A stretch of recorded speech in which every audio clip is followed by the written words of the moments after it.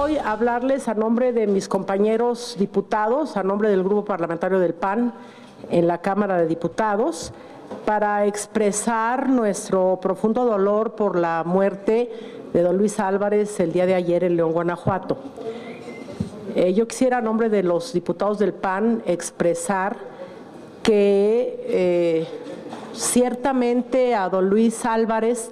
lo podemos recordar en muy diferentes facetas de la vida a través de su muy larga trayectoria en la vida pública.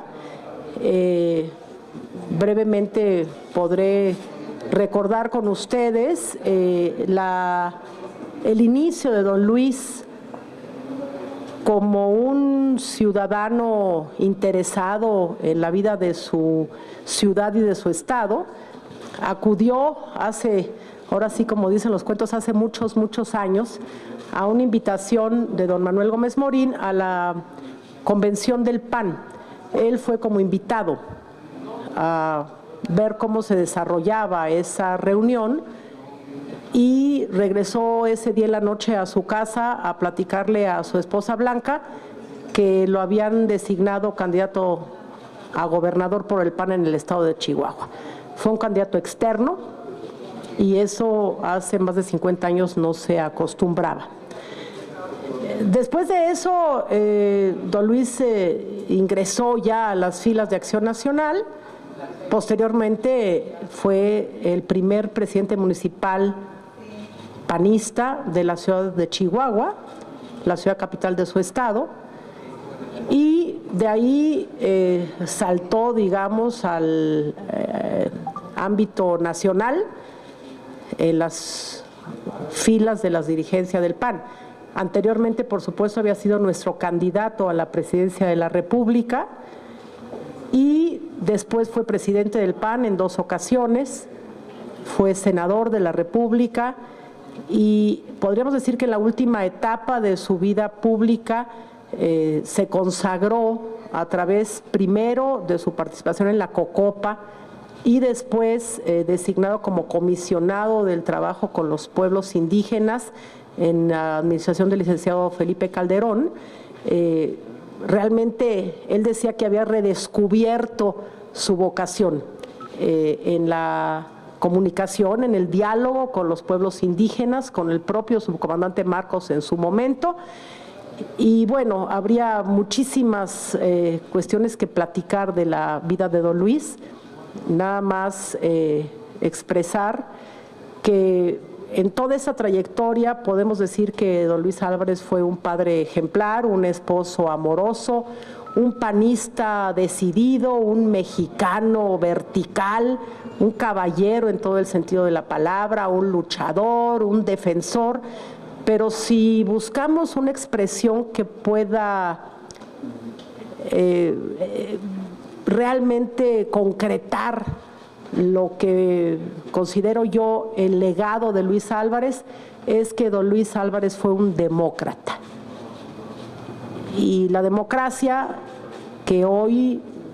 de manera incipiente y defectuosa vivimos en México, le debe mucho al trabajo y a la brega de don Luis Álvarez, que por cierto, al lado de su esposa Blanca Magrassi, se ha constituido en un ícono, como hoy se dice en los medios de comunicación, ciertamente de esto, de la democracia mexicana. Lamentamos profundamente su fallecimiento y ese lugar común al que recurrimos con tanta frecuencia de decir el mejor homenaje a Luis Álvarez es buscar hacer lo que él hizo, pues aunque sea un lugar común, yo lo quiero repetir hoy. No solo los panistas, que lo sentimos como el amigo, como el hermano, como el jefe, sino yo creo y estoy segura que la sociedad mexicana, el pueblo de México, este país, también haría muy bien en buscar la forma de seguir el camino de Luis Álvarez, trabajar por la democracia y sobre todo ser testigo de ella en todos los actos que realicemos. En 1988 se llevó a cabo una campaña por la presidencia de la República que podría yo decir que fue la primera campaña donde hubo una competencia real. Por supuesto, estuvo el ingeniero Cárdenas por el Frente Democrático Nacional y por el PAN estuvo el inolvidable Manuel Cloutier. Una vez pasada esa elección, después de la caída del sistema y después de la evidencia del fraude cometido por el gobierno para mantenerse en el poder, en el PAN se gestó una proclama, un documento sobre la democracia y la transición y la necesidad de hacerlo por la vía pacífica. Jamás se validó el triunfo de Carlos Salinas de Gortari. En la máquina de escribir de Luis Álvarez, en presencia de varios de sus más cercanos colaboradores, se redactó el documento en el cual se expresaba con toda claridad que Carlos Salinas de Gortari era ilegítimo de origen en su ascensión a la presidencia de la República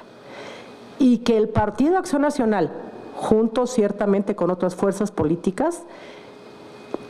le daba a Carlos Salinas de Gortari, por el bien de la patria y por el bien de la transición en este país que tuvo su fruto en el año 2000 con la alternancia en el poder, la posibilidad de legitimarse en el ejercicio.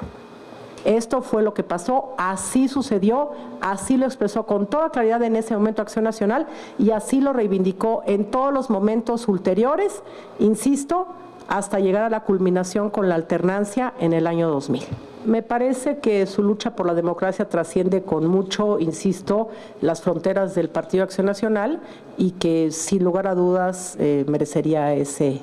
honor.